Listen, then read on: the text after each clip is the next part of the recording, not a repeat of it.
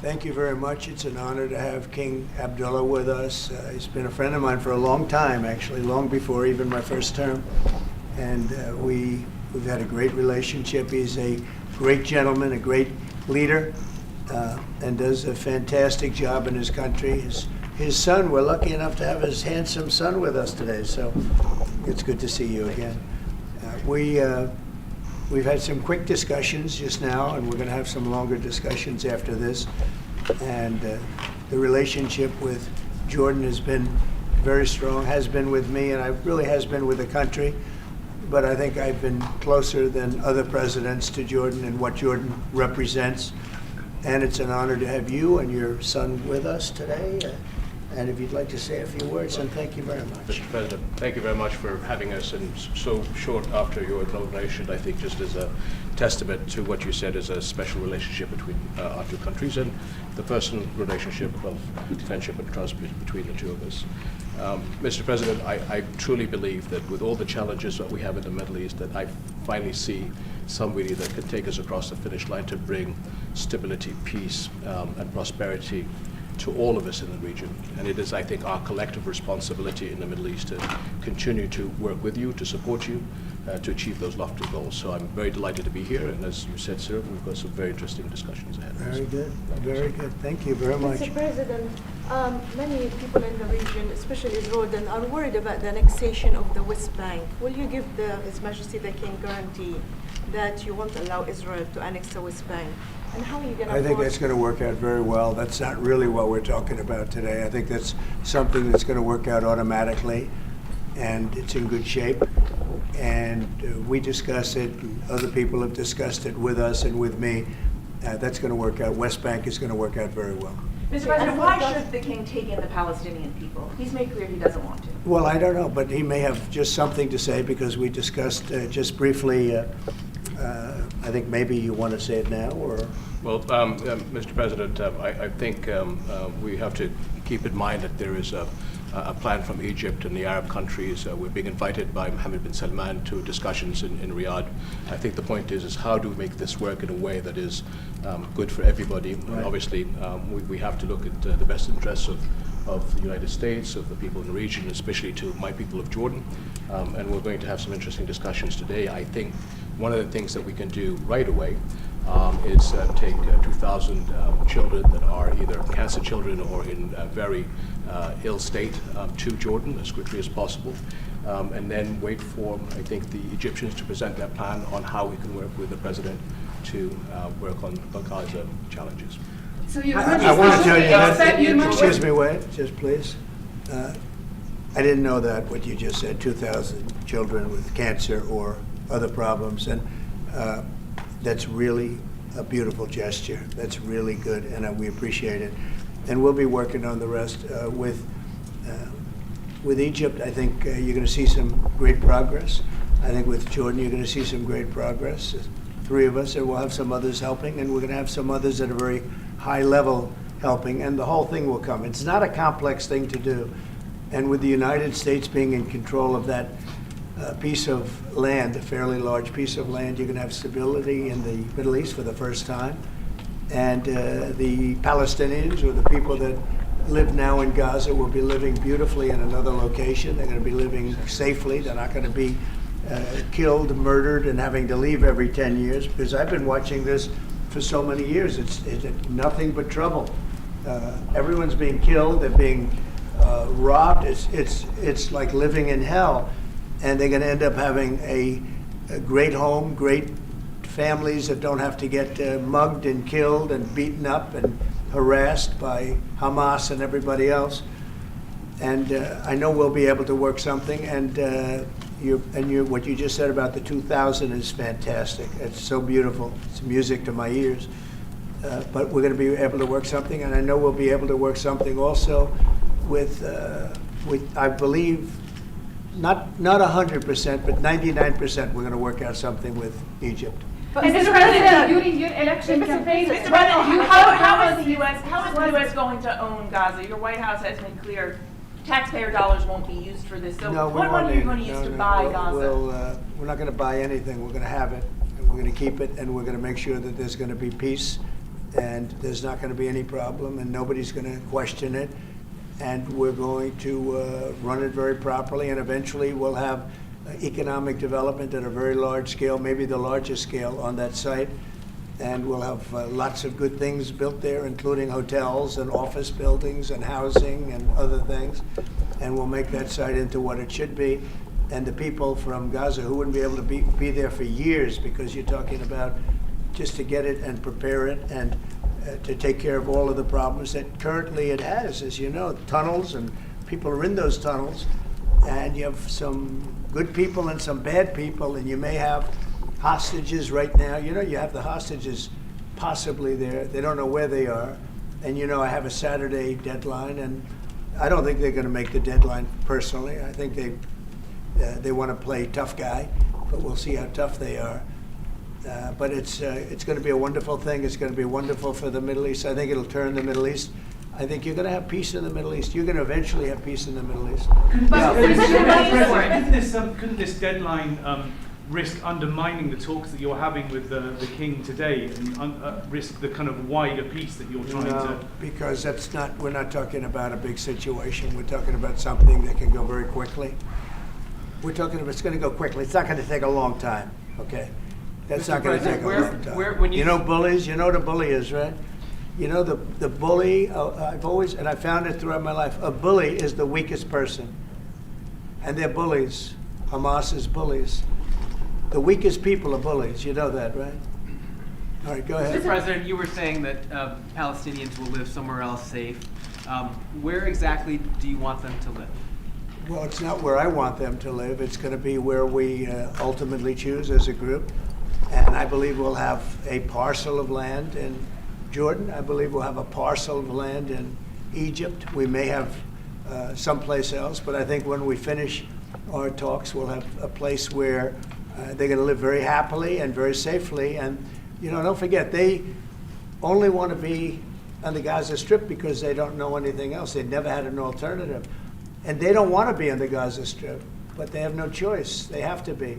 And they're being killed there at levels that nobody's ever seen. No place in the world is as dangerous as the Gaza Strip. They don't want to be there. They have no alternative. When they have no alternative, not one person will want to stay where they are. Nobody wants to stay there. They're living in hell. It's a death trap. Mr. President, how do you know that the Palestinians don't want to leave their land? Some people say this is ethnic cleansing. You won't be able to force them to leave their land. We're moving them to a beautiful location where they have new homes, where they can live safely, where they'll have doctors and medical and all of those things, and I think it's going to be great. Yeah, any questions? King Abdullah, what do you think about the U.S. taking over the Gaza Strip? Do you want to see the U.S. own the Gaza Strip? Well, I think, as I said earlier, the president is looking at Egypt coming to present their plan.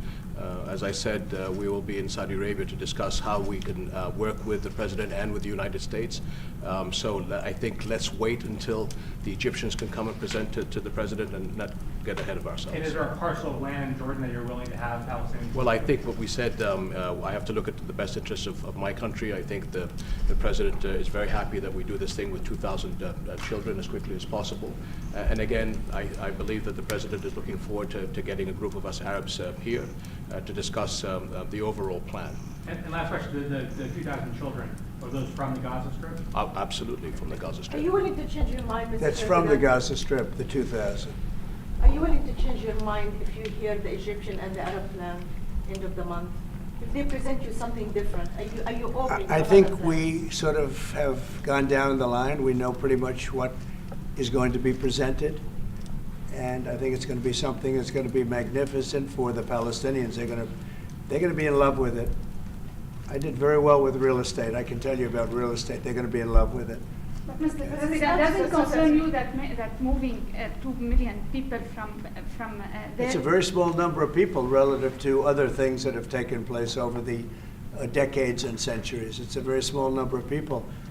And they're living a terrible life. Look at the way they're living now. Nobody's living like that in the entire world. They're living under buildings that are mostly fallen down and will continue to fall down. And they're living under. People are being killed every day. The conditions are horrible. There are no conditions anywhere in the world that are worse than the Gaza Strip right now. But don't you But have Mr. concern President, that you you can said all destabilize hell- Jordan and You said all Egypt? hell will break out if all the hostages are not released on Saturday. What did you mean by that? And are you encouraging Netanyahu to walk away from this deal? Have you talked about this with him? So directly? I've looked at at the condition of people coming out of the hostage situation, and it's horrible. I looked at the before and after yesterday. 3 young men. One is dead now, as you know, the older gentleman who died, which everybody said he was alive and well. He's dead. But the 3 young men, and I looked at them from a short while ago, and I looked at them now. They are emaciated. They look like Holocaust survivors. They looked. I mean, they'll get better, but they're in rough shape. They were treated really badly, and we've heard things from them since. And I think the reason that Hamas is playing so cute is because they saw the reaction to these 3 people that came out, and the other ones. Look, the one young lady had her hand blown off practically, and they were not in great shape either. But she's missing her fingers and a big part of her hand. You know what she did? She was stopping a bullet that was aimed at her. She went like that, then it blew off her hand. Now, I think I think they want time, because I think the people that they have living are in such bad shape, because they're sending the most healthy people out, because they don't want to send the least healthy people out. And there was an uproar when they saw the people from yesterday. So these people are, so I don't want to do 2 and then we do another 2 in another week and then we do 4 in 3 weeks. No. They either have them out by Saturday at 12 o'clock or all bets are off. Mr. President, Mr. President, would you still consider withholding aid to those countries if they don't accept your plans to accept? Well, I don't want to say that, because we've had such a good relationship and we're doing so well just in the short time that we've been talking. I mean, the king just made a statement. I didn't ask him to do that, about literally saving 2,000 young children from the Gaza Strip. We didn't know about that. You didn't know about that. Nobody did, except for the king and his son. I assume you told your son, right? And I just thought it was great. Now, I think we'll do something. I don't have to threaten with money. We contribute a lot of money to Jordan and to Egypt, by the way, a lot, to both. But I don't have to threaten that. I think we're above that. I do believe we're above that. So. Would you consider other countries, not Jordan and Egypt? There was talks about Indonesia, Albania, other places. Yeah, sure, we would. And we have other countries that want to get involved. We have a lot of people that want to get involved. There's a great sense of wanting to help the Palestinians. There's a lot of good countries out there, people that rule those countries with big hearts, and this gentleman is at the top of the list. But if they don't want to leave, how are you going to force them, Mr. President? Oh, they're going to be great. They're going to be very happy. Can you Your give us a Majesty, second, Your Mr. Majesty, President? should we May I- expect that the may I- Jordanian response will be part of a coordinated Arab response? The response will be from a multitude of countries, Arab, international. I know the Europeans want to step in. And again, we'll probably have to look to the help of the United States to make sure that COGAT, which is the clearing agency on the Israeli side, makes it as efficient as possible, because 2,000 kids, the best way to get to them is by helicopters and get them straight to our institutions. And I also believe that quite a few countries would also probably like to take some of those kids and have them treated in their hospitals. So Now, we this hope to should have launch been this done. ASAP. Yes, and that's right. This should have been done by the Biden administration, but they didn't do anything. They didn't know what the hell they were doing. So this should have been done by the Biden administration. This should have never happened, because October 7th would have never happened if I were president. Zero chance of happening. You wouldn't have had that whole mess where the Middle East got blown up, and you wouldn't have had Ukraine and Russia fighting. That would have never happened. And by the way, we're making good progress there, I think. I really think we're making some very good progress. Mr. President, President, you is said there your before team, are that you the putting in U.S. charge of it? would buy Gaza, and today you just said we're not going to buy Gaza. We're not going to have to buy. We're going to have Gaza. We don't have to buy. There's nothing to buy. We will have Gaza. What does that mean? No reason to buy. There is nothing to buy. It's Gaza. It's a war-torn area. We're going to take it. We're going to hold it. We're going to cherish it.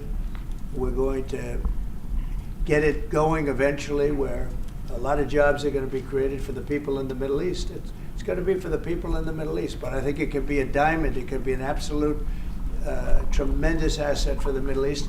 And you're going to have peace. It's going to bring peace in the Middle East. Gaza, the way it is right now, every 10 years you're going to have the same thing happening. I've watched it so long, all the death and destruction of Gaza. The civilization's been wiped out in Gaza. No, it's going to be a tremendous thing. It's fronting on the sea. It's going to be a great economic development job. It's going to put people to work, a lot of people to work. And those people are all going to be from the Middle East. And just to follow up with one on that for King Abdullah, can you clarify again, sir, how do you feel about the U.S. taking Gaza, as the president said? Well, again, this is something that we, as Arabs, will be coming to the United States with something that we're going to talk about later to discuss all these options. And Mr. President, take it under what authority? It is sovereign territory. Under the U.S. authority. And Mr. President, would you seek to personally develop property in Gaza after this No. happens? No. I've had a great career in real estate. Mr. I don't, President, you know, when you've done what I've done in the last number of years, including the 4 years that we should have been doing something else, frankly, because people see that now for sure. But when you've done what I've done, you can just do more good for people when you're president. When you're president, we can do things. This is all things that should have been done, but actually things that shouldn't have had to be done. Gaza, absolutely, it would have been so great if the Biden administration would have started this. But actually, in all fairness to them, they should have never let it happen. It did happen, and because of the fact that they let this happen, this catastrophe of October 7th, something like this becomes practical and very real, meaning the development and all of the things that I've talked about with respect to the Gaza Strip. If you didn't have the October 7th catastrophe, and it was a horrible catastrophe, then probably you wouldn't be talking about that. But the only thing I can say is this is going to bring stability and peace to the Middle East. And ultimately, when it's developed, which will be in quite a while from now, because we want to let things calm down. But when it's developed, it's going to bring tremendous numbers of jobs to the Middle East, including the people of your country. So Mr. President, what if it does not bring peace to the Middle East? There are many Palestinians, even though you say that everything is going to be beautiful, everything is going to be lovely, and they're not going to want to go back, there are going to be people who want to go back and feel like that it is their right to do that. You haven't said, will there be any type of repercussions or anything that happens? We don't think that's going to happen. We think people are going to be very happy, thrilled. A lot of those people that you're talking about are going to end up maybe living there and maybe working there, but it'll be in a different form. We have had tremendous support for this project, and we think the biggest asset of the project is going to bring peace ultimately to the Middle East. All right. Mr. President, one last question. Go ahead, behind you. You've asked enough. Mr. President, one of your promises on the campaign trail is to bring peace to the Middle East. It was a promise to your voters, Arab voters here. The Arab voters in the United States oppose this.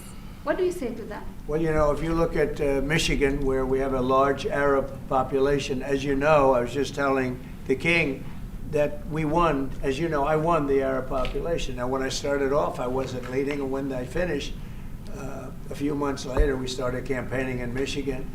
And when I finished, we won it by a tremendous amount, by 30 points. So my relationship with the Arab population has been fantastic, and my relationship with the Middle East is very good with all the countries, just about all the countries. Let's see, I would say all the countries. And they all want to do something, and they want to see peace in the Middle East. All the stories you hear about the Middle East not really wanting peace, that they want war, they want this, they want to go a certain place. Let me tell you, those stories are false. They want to have peace. I know them all very well. They want to have peace. They want to have a good life like other people. And this will be a big factor in bringing peace to the Middle East. Thank you very much, everybody. All right, guys. Thank you, guys. Let's go, press.